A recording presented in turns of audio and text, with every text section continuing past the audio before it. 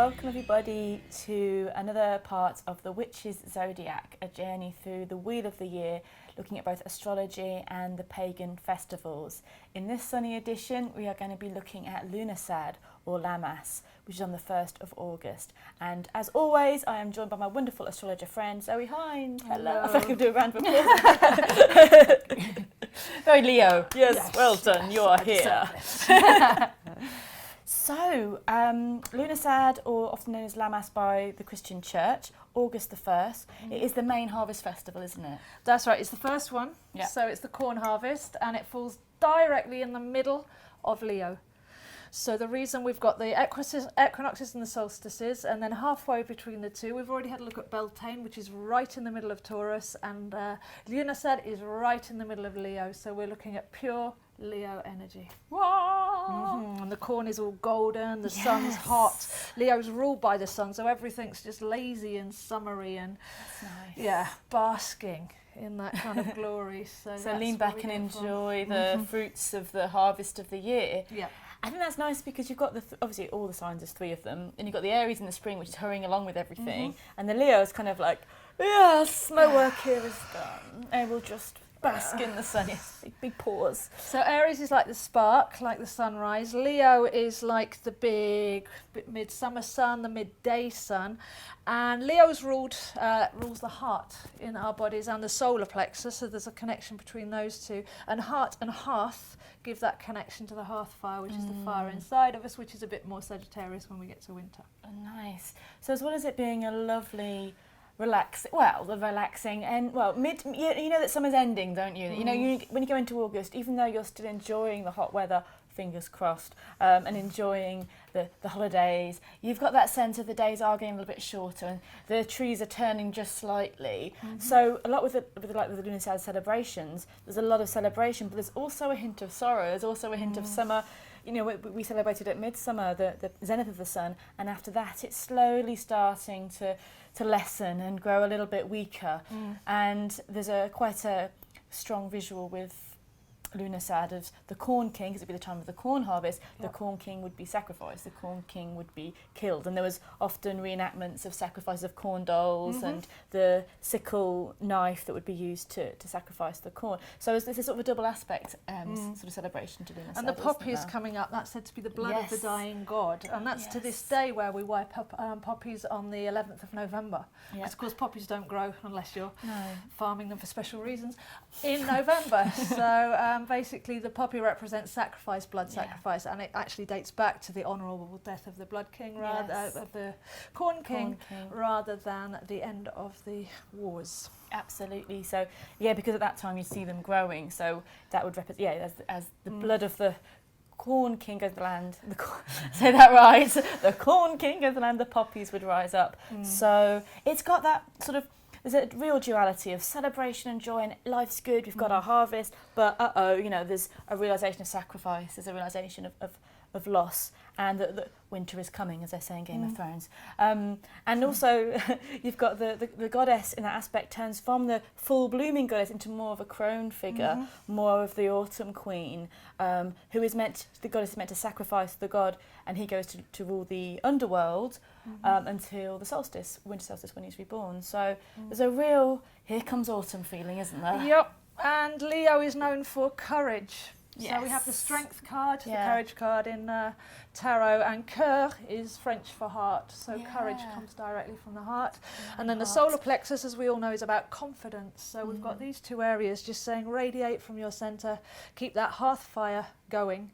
We've got the courage to face the oncoming winter, but we're still pretty much basking in the sunshine of the corn harvest. And the word LUGHNASADH, the name of the festival, just means festivals of Lu, events and celebrating and feasts of Lu. And Lu is not a sun god per se. It's the shining one. It's kind of lost in translation a little bit that he's been classified with a sun god. He was the bright and talented one, and you would celebrate him, especially in Ireland and in Celtic faith. You'd be celebrating him in August in LUGHNASADH.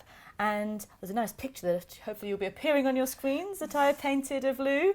And in the background of the picture I've got the burial mounds as well, just to remember the life and the death, the dark and the light, the rebirth and the end of the summer.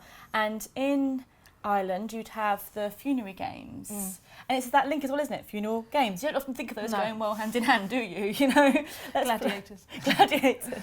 Let's play pass the parcel.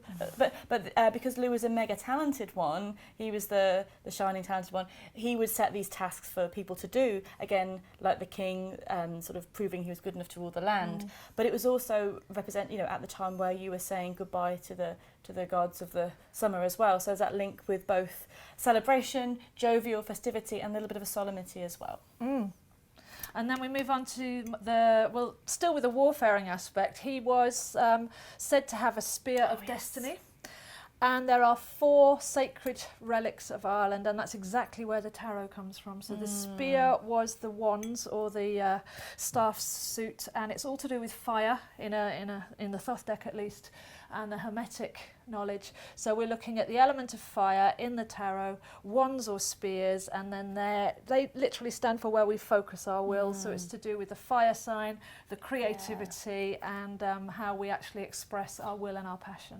Absolutely. You know, in the Thoth deck, you often see a very sort of a late summertime feeling in the wands cards, don't you, as well? The fires, the orange, the golds and the yellows. And if you want to kind of really go along with the wheel of the year, it might be a great time to collect, craft and create your own wand for your own work, because Leo is a very creative energy as well, and it's time of the wand, and it's a nice time to go out in nature and walk about and see if any fallen wood.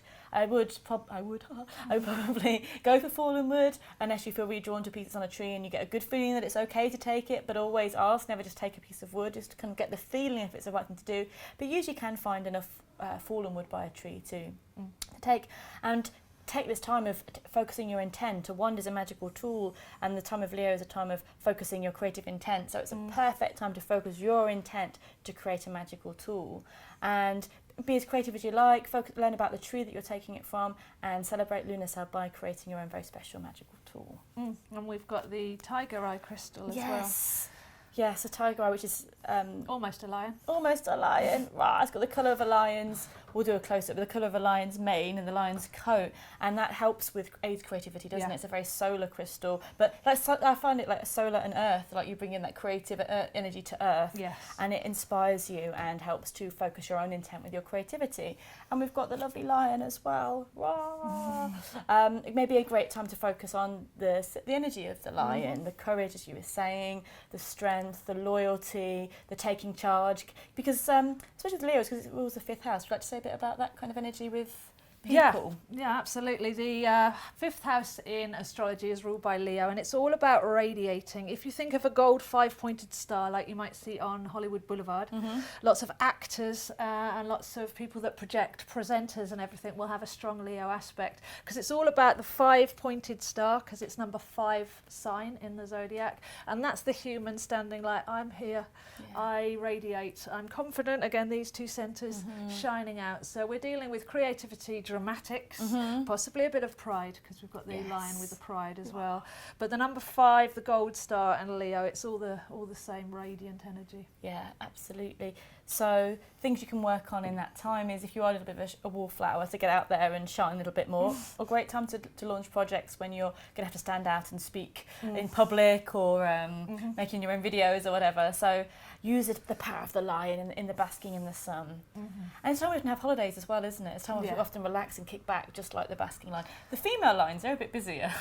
Yes, the lions do the main protecting, don't they? And the female lions do the lesser protecting and the hunting and everything else. So you actually find quite a difference between male and female Leos in that respect as well. You can get that difference mirrored in the actual people. So, and then when we get back to Virgo, which we'll be doing on the next video, perfect time. It's the one thing that I feel works in our calendar, which is back to school, let's get busy, that productivity of the Virgo coming in. But because we know that's just around the corner, the Leo knows that it's just like, this is the time to relax and be centre of attention. Yeah, to kick back on the beach. It's also a good time to make bread to honour the corn god. Drink beer. Oh, what a shame. All things to do with barley and corn at this time is great. There'll be the first fruits coming through as well. So a good time to bake and to cook is to celebrate LUGHNASADH as well. But it's often a time when you're going to be found outside. It's not so much a celebration you celebrate in in your house. It's more going out and enjoying the lovely long rays of sun, the last bit of the summertime, and to really celebrate the beautiful energy of what you created this year. So not one to celebrate inside, more of a outside festival. But you could make gingerbread men, because that's got that spicy, fiery taste to it, and it's in the shape of a man, so you could reenact the dying of the Sun King. I do that quite often. Through the ritual of fighting a gingerman. Or jelly babies if you want to be lazy. But no, gingerbread men would be better. I think that's good. And the colours to wear at this time, what to have around you is gold, of course, oranges, yellows, the solar and I guess the ending of the summer feeling of the crops, the colour of the crops, the colour of the burnt earth. So yeah, anything else you'd like to say about? Just it's about your own divinity. It's about that divine spark within with the fire. So don't get too external. Kind of keep it inside, keep it in the heart centre, keep it real and keep it authentic, because it's all about authentic. We're opposite Aquarius, so it's the lion and the man, but you see that in the Sphinx, and it's all about authentic rule. So you've got to be true to yourself, and you've got to go inside as well as go outside and have a picnic. I was going to say as well, like with the opposite of Imbolc and LUGHNASADH and the Brigid there, we've got to mention that. And the corn, there's a corn doll in there, isn't there? Yeah, you've got the corn quarters there, the corn dolls. Yeah, so you've got the opposites, such as Leo, Aquarius, Imbolc and LUGHNASADH, where the Imbolc is the beginning of the spring and the first signs is the last of the summer. Yeah. And that's the cross, that you meet the cross, so you've got the cross quarters. Yes, the cross quarters there, and the corn dolls represented Brigid, and looking at the boat, so maybe plans you put into the motion at Imbolc maybe come into fruition at LUGHNASADH. Yeah.